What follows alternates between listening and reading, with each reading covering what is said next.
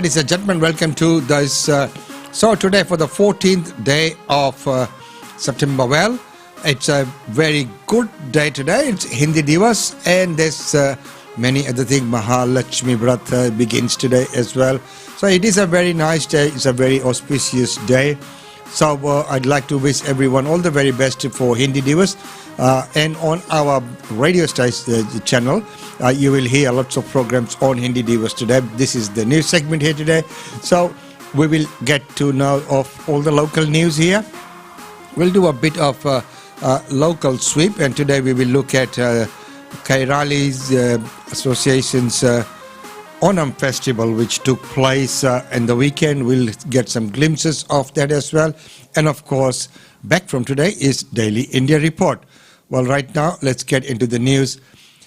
Queensland's border, what has traditionally been just a line on the map, like no one even bothered about it before, but now, at this point in time, it becomes very, very significant, and it is amazing to see people sitting on both sides and talking to each other, not allowed to cross. But the bubble's going to be breaking, so let's take a look at that report. What was once considered little more than a line on a map has for many become a troublesome obstacle. Pedestrians are even forbidden from crossing the street. Even with some restrictions being lifted today, a large-scale Gold Coast police and military operation is still underway.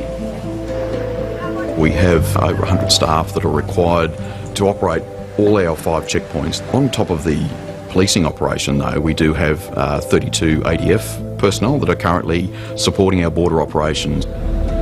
As an essential worker, mental health case officer Sky Volida has been able to travel from Queensland into northern New South Wales throughout the lockdown. Hi, good thanks. While relieved some restrictions have been lifted, she fears the COVID lockdown will have long-term effects. The mental health is just going through the roof. And it's not just for the clients, it's for the workers, it's for everyone. And I know a lot of people who haven't been able to get up for work. They've had to change their kids' school because they can't get them to Mooloolaba to get to school, and they work on the Gold Coast. Just ridiculous. Elsewhere in Queensland, the state government's tough COVID rules are popular, allowing a degree of normality to everyday life. But 18 months into the pandemic, it's clear lockdowns are disproportionately affecting some communities, particularly in Sydney and Melbourne. And a former Human Rights Commissioner says this should be more widely recognised as we decide when and how to open up. We've got to be very careful about ensuring that all restrictions on people's freedoms and rights are necessary and proportionate and indeed temporary. The state border separating Tweed Heads from Coolangatta has been a flashpoint for lockdown protests, such as this demonstration last month. But Gold Coast police say this anger is not widespread. Are you getting much pushback? No, the majority of the community are actually really supportive of our policing operations. Although there's relatively little civil disobedience, the economic pain for this border community is plain to see, with shops struggling to pay the rent. It's a ghost town in Coolangatta at the moment. I'm lucky if I'm taking $700 to $800 a day, which is pretty scary. Some of these concerns will be allayed with the opening of a so-called border bubble overnight. There was an increase in border traffic this morning, although the bubble does not extend to recreational or social visits. A lot more people will be able to come into Queensland and vice versa to do their essential work as long as they've had their vaccines, and of course schools can go back there as well. That's wonderful news for Michelle Ledan, who was undergoing chemotherapy and was finally able to travel home to her family in Murwillumbah from the Gold Coast University Hospital for the first time in 3.5 months. She wishes the border was moved further south. It made me happy because people in and around Tweed and Murwillumbah and our villages, they always have to travel up to Queensland for visits, like to hospitals and things, and it just makes sense to me, but to me. The border also presents a personal problem for Sky Volida. Her teenage son's school is in New South Wales, and she's still trying to work out how to navigate the new bubble arrangements. And as a mum, I've had to mediate their mental health as well as my own, as well as clients and everyone. Lockdowns, border bubbles and restrictions are temporary measures, buying time while the population can get vaccinated. While not disputing the need for strong public health measures, Dr. Soutphommasane says in coming months he wants to see more emphasis on what he calls a sensible middle ground. We're only just starting to transition out of the measures that we were using last year to the measures that should be used in a vaccine world, which is we've got to get everyone vaccinated and doing that as quickly as possible. And when we do that, we should be able to lift these restrictions on people's freedom. And people's freedom is, of course, of prime importance because people do love their freedom, as you'll see from this next clip from Sydney.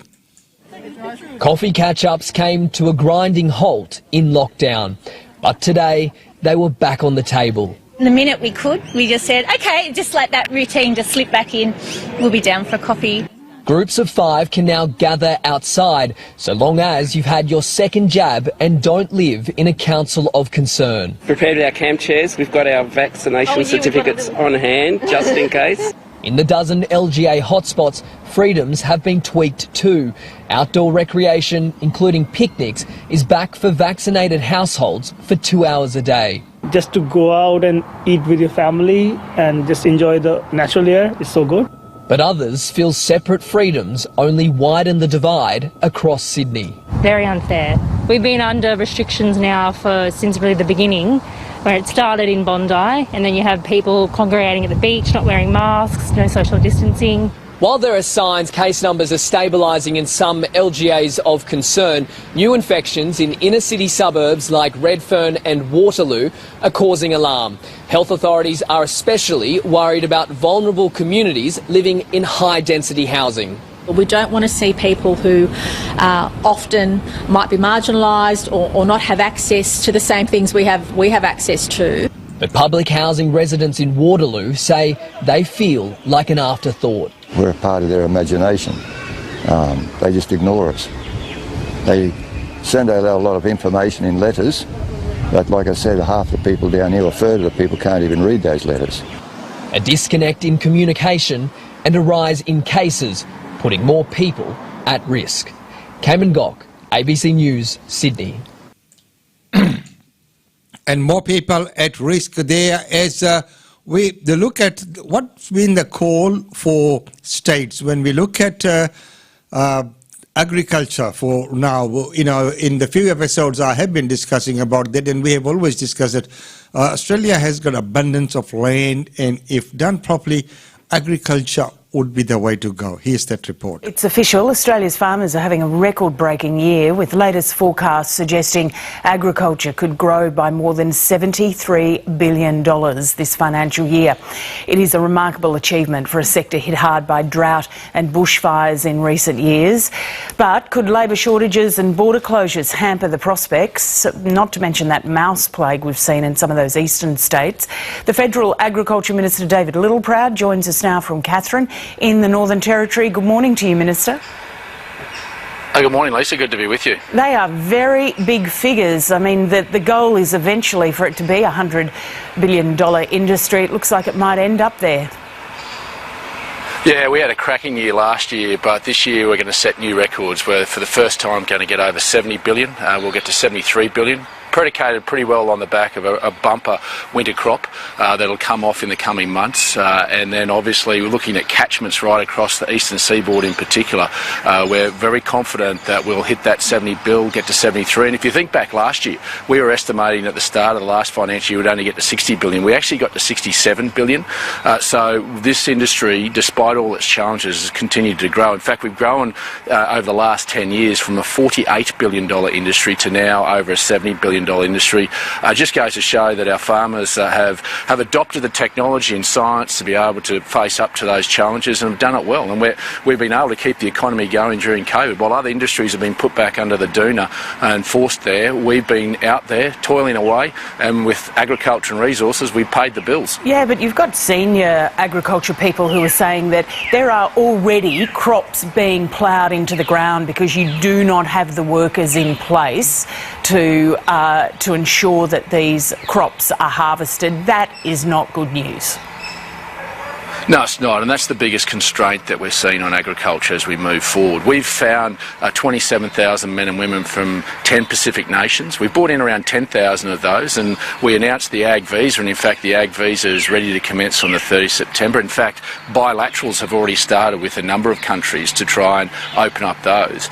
But the biggest constraint is the states adopting quarantine arrangements in addition to their caps to bring those workers in. And at National Cabinet last year, the Premiers all agreed that the simplest way to do that was for their Chief Health Officer and for them to write to the Prime Minister to articulate the way that they'd do that in a COVID-safe way, and we would simply sign the visas. Sadly, some states have done a good job, others have lagged. I mean, South Australia is probably the gold star. It's not only created its own quarantine facility, but it's the first state to be able to do in-country quarantining in Vanuatu. So we're just saying to states, have some courage and conviction. Don't be the handbrake on agriculture. We're giving you the Pacific scheme, but the Ag Visa is the biggest structural change to agricultural workforce because we're giving a pathway to permanent residency. We're bringing the next generation of migrants to regional Australia and to agriculture to grow regional Australia and grow ag and be part of our communities, not be transient, but actually come and live in places like Katherine.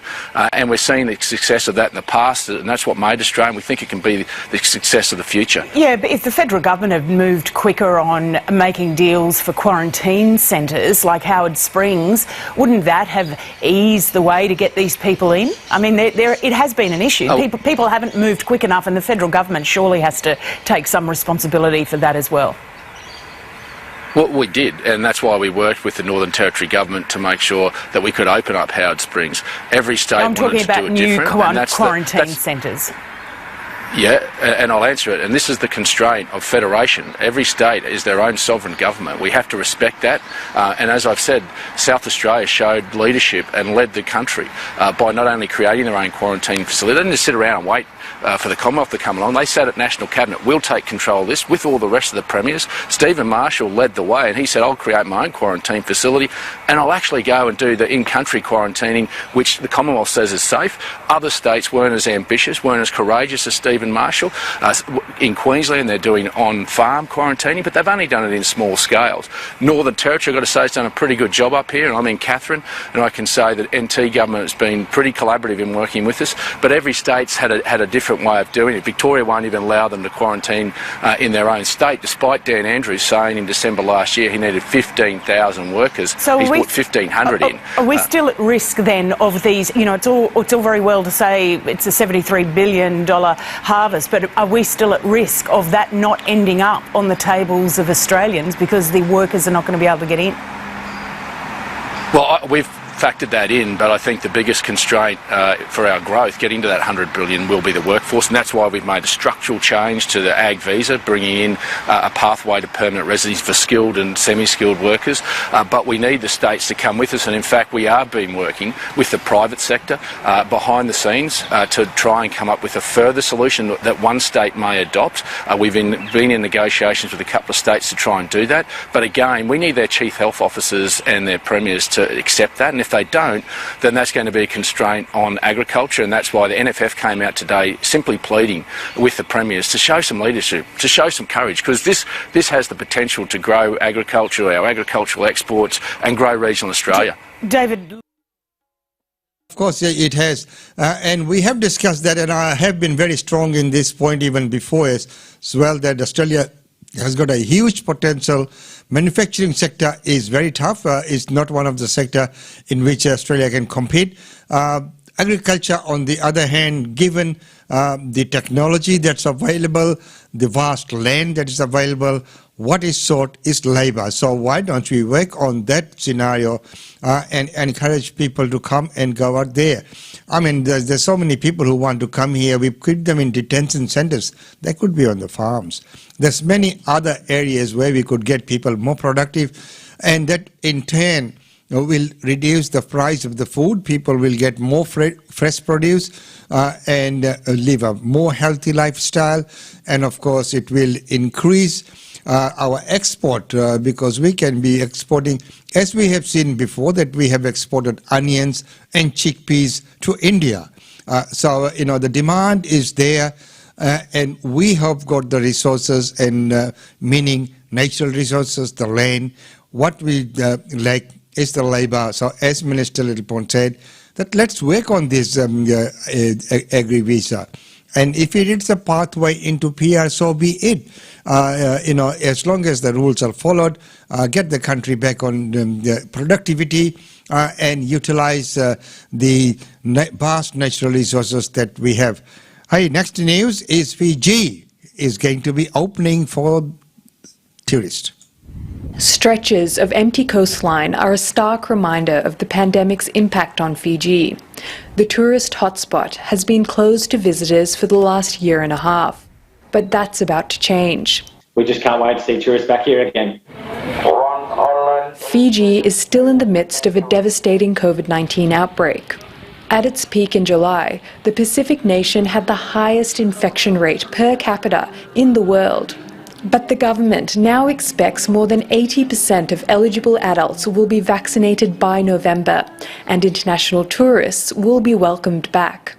I think we're being as prudent and careful as we possibly can be, but also at the same time, I think everybody is really keen to get things back up and running and started again.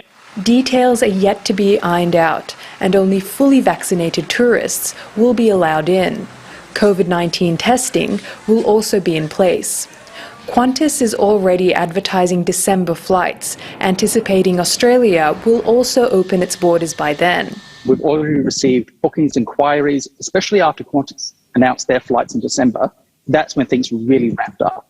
But Fiji hasn't conquered COVID just yet. There are around 13,000 active cases in the country, including at least 100 still in hospital. That has some worried it's too early to reopen. Certainly too soon, unless our children are vaccinated and unless we know more about the new variants, and that could be coming in from the different tourism markets. But for now, Fiji is pushing ahead with its plans to reopen in November. Priyanka Srinivasan, ABC News.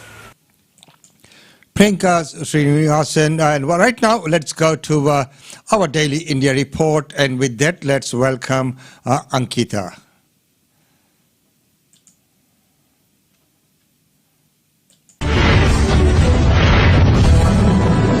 Welcome to the Daily India report that brings you glimpses of the changing India and the growing engagement of the Indian diaspora with India.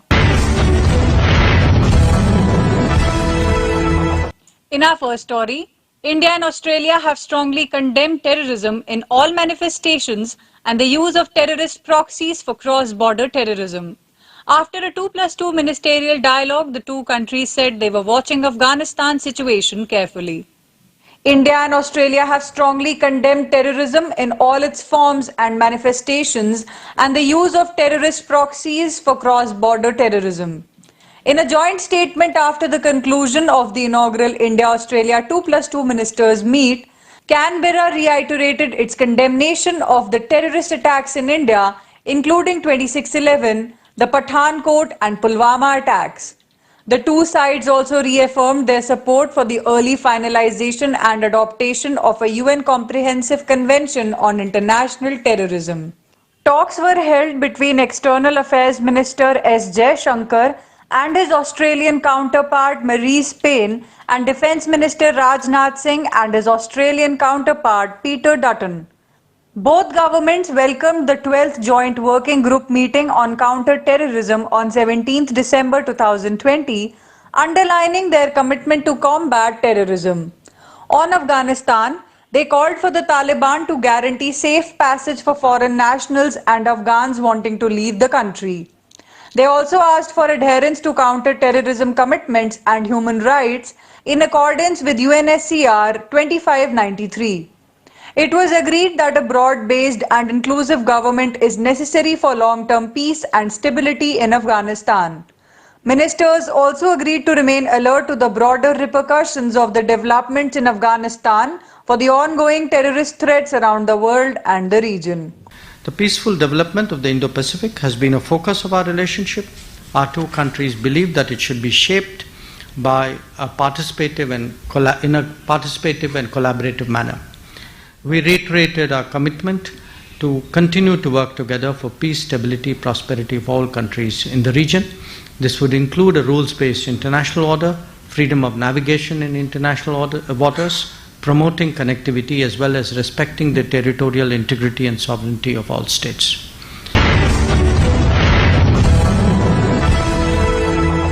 Just months ahead of elections in the state of Gujarat in India, BJP party of Prime Minister Narendra Modi replaced Chief Minister Vijay Rupani with a first-time MLA Bhupendra Patel. In a surprise by the Bharatiya Janata Party, first-time member of Legislative Assembly Bhupendra Patel was unanimously elected on 12 September as the next state party leader and thus the Chief Minister of the Gujarat state. Former Chief Minister Rupani had quit following the BJP High Command wish. Bhupendra Patel was sworn in September 13th as the next CM at Raj Bhavan in the state capital of Gandhinagar. Bhupendra Patel, a little-known leader outside Gujarat, is a close aide of former Chief Minister Anindaben Patel. Union Agriculture Minister Narendra Singh Tomar, who was one of the observers appointed by the BJP for the process of selection, made the announcement. Bhupendra's name was proposed by Rupani, who insisted on being the proposer for the new Chief Minister. Bhupendra won from the Ghat Lodhia seat with a margin of over 117,000 votes against Shashikant Patel of the Congress party. Bhupendra belongs to the Patidar community, an economically and politically influential group in Gujarat which is electorally important in the state. The shift of the votes of this community from the Congress to the BJP has been called by experts a key factor for the BJP to continue in power in the state. Bhupendra also has a long association with the Rashtriya Swayamsevak Sangh. Importantly, Gujarat state elections will be held in 2022.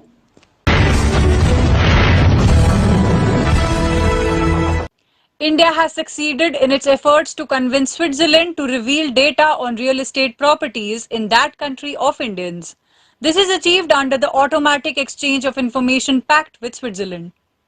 The Indian government is not relenting on its drive to unearth black money allegedly stashed abroad.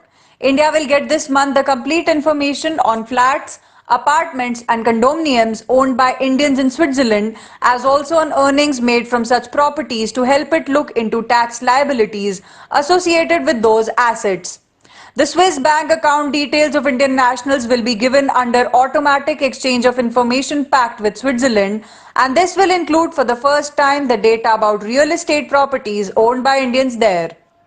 The move assumes significance on the part of Switzerland as it tries hard to reposition itself as a key global financial center while warding off the long persisting perception of being an alleged safe haven for black money. But the information about contributions to non-profit organizations and other such foundations, as also details on investments in digital currencies, still remain out of bounds from the Automatic Exchange of Information framework. For the last 2 years, India has been among prominent countries with which Switzerland has shared details about financial accounts of clients of Swiss banks and various other financial institutions. Reportedly, resident and non-resident Indians as well as Indian companies would account for a sizable number in the overall list of those figuring in this year's exchange of information by Switzerland. Foreign portfolio investors have pumped in a net sum of just over $1 billion in the Indian market in the first 10 days of September 2021. Foreign portfolio investors have pumped in a net sum of rupees 7,605 crore or just more than $1 billion in the Indian market in the first 10 days of September 2021.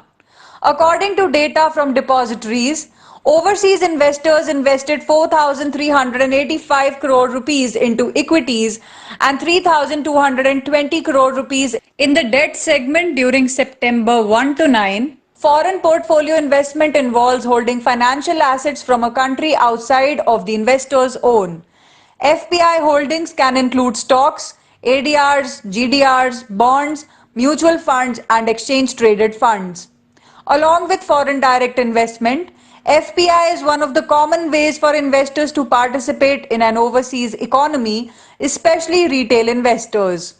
Unlike FDI, FPI consists of passive ownership. Investors have no control over ventures or direct ownership of property or a stake in a company.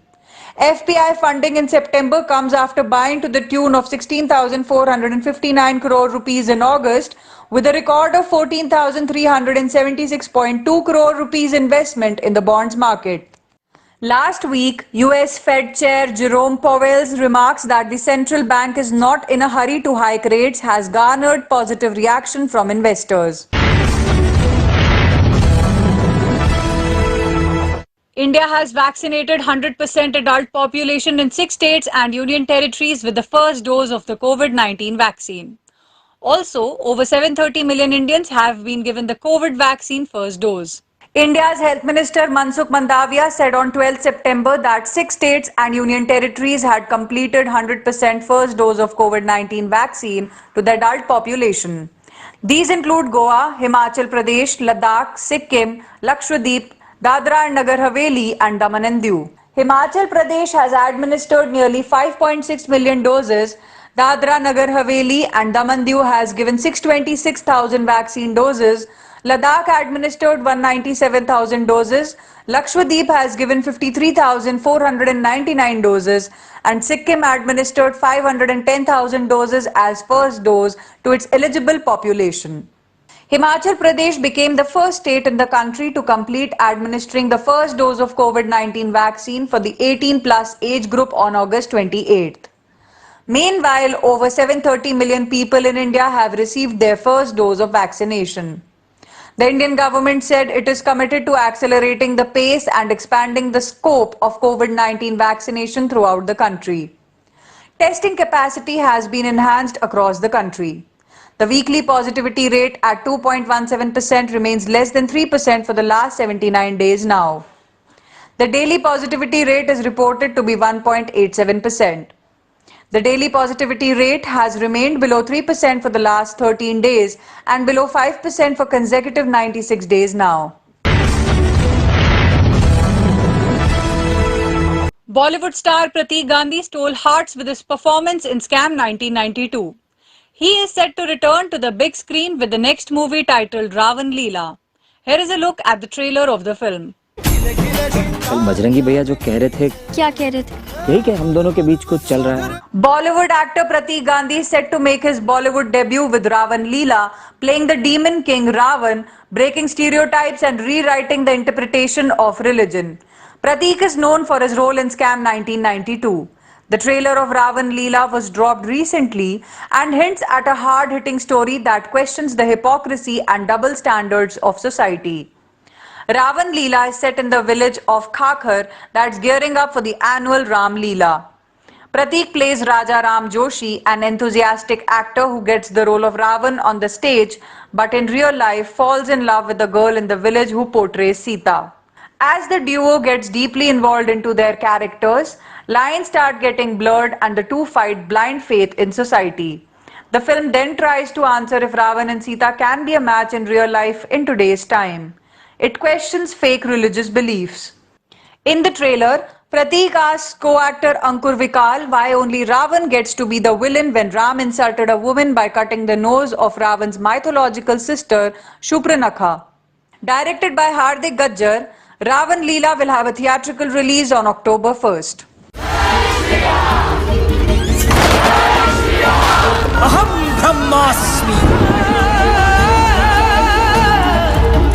That's all for this bulletin of Daily India Report.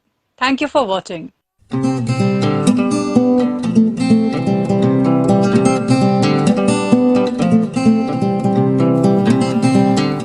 And thank you very much, Ankita, for that report, the daily report.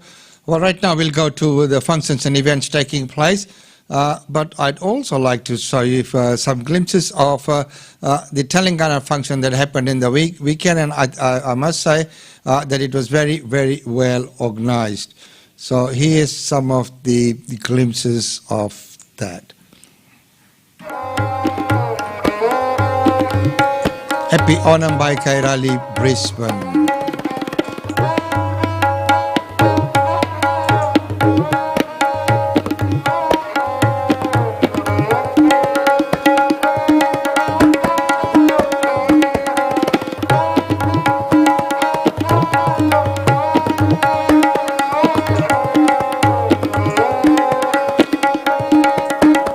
And I'll see if I can bring you some more glimpses of the event. Yes.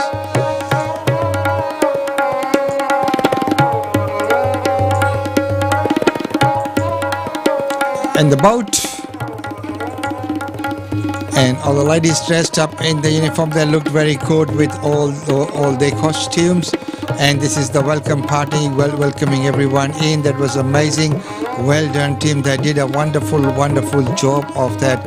It looked so good as well, and it's so welcoming and so traditional. So good to see, as you can see from this picture, walking down in there while they stand like and of course, it will not be complete without the appearance of Rajabali. So there we are, Rajabali aptly dressed as Rajabali there is very good. And now as we enter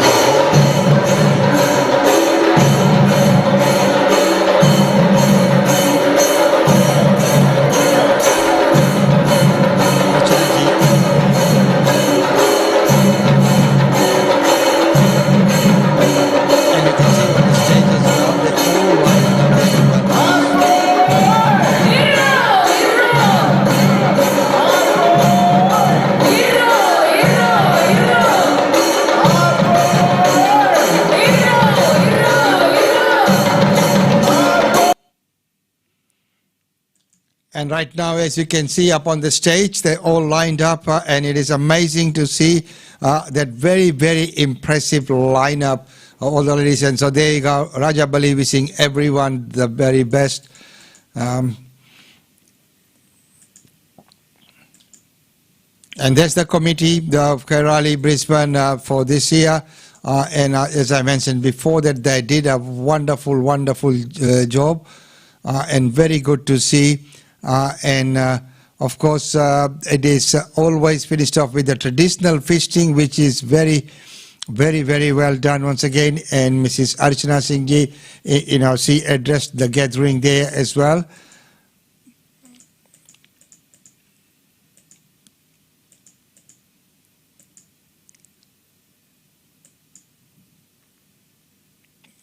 And what about the little kids with their performance?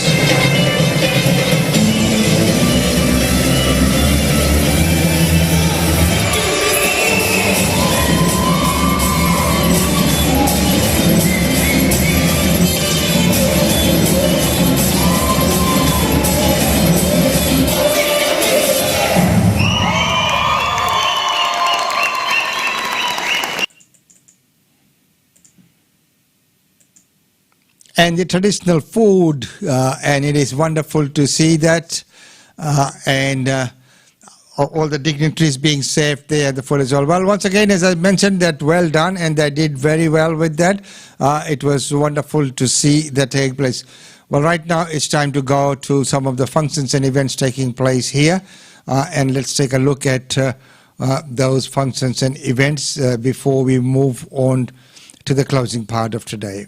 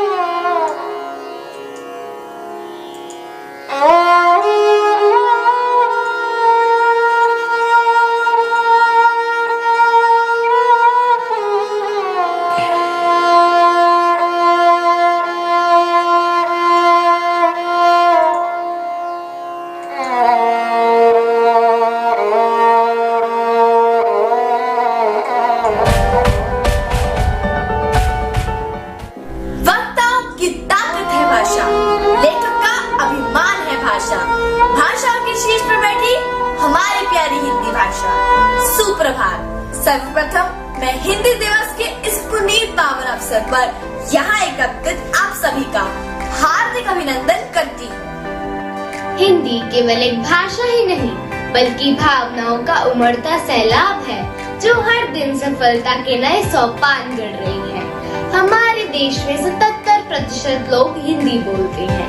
यही कारण है कि हिंदी को राजभाषा का दर्जा प्राप्त है। 14 सितंबर 1949 को संविधान द्वारा आजाद भारत की मुख्य भाषा के रूप में हिंदी को पहचान दी गई। साल 1952 में पहली बार हिंदी दिवस का आयोजन किया गया। तब से अब तक ये सिलसिला लगातार बना हुआ है। तो आइए इस कार्यक्रम को आगे बढ़ाते हुए सर्वप्रथम मैं पवित्र बाइबल के लिए खुशी चतुर्वेदी तथा ईश वंदना के लिए आर्यन शर्मा को आमंत्रित करती हूँ। कृपया सभी लोग प्रार्थना मुद्रा में बैठ जाइए। पवित्र बाइबल। हे यहोवा, तेरा वचन आकाश में सदा स्थिर रहता है। तेरी सच्चाई पीढ़ी से पीढ़ी तक बनी रहती है। तूने पृथ्वी को सिर किया, इसलिए वह बनी है। वे आज के दिन तक तेरे नियमों के अनुसार ठहरे हैं, क्योंकि सारी सृष्टि तेरी अधीन है। आमीन। कृपया इसी मुद्रा में बैठे रहिए। हे परम पिता परमेश्वर, आप जो स्वर्ग में हैं, आपका नाम पवित्र बन जाए, आपका राज्य आए और जिस प्रकार आपकी इच्छा स्वर्ग में पूरी होती है वैसे पृथ्वी पर भी हो। हमारी रोज की रोटी आज हमें दो और जिस प्रकार आपने अपराधियों को क्षमा किया है आप भी हमारे अपराधों को क्षमा करें और हमें परीक्षा में न डालें, हमें बुराई से बचाएं, क्योंकि राज्य, महिमा और पराक्रम सदा आपका ही है। आमीन। आइए कुछ प्रार्थना गीतों का आनंद उठाएं।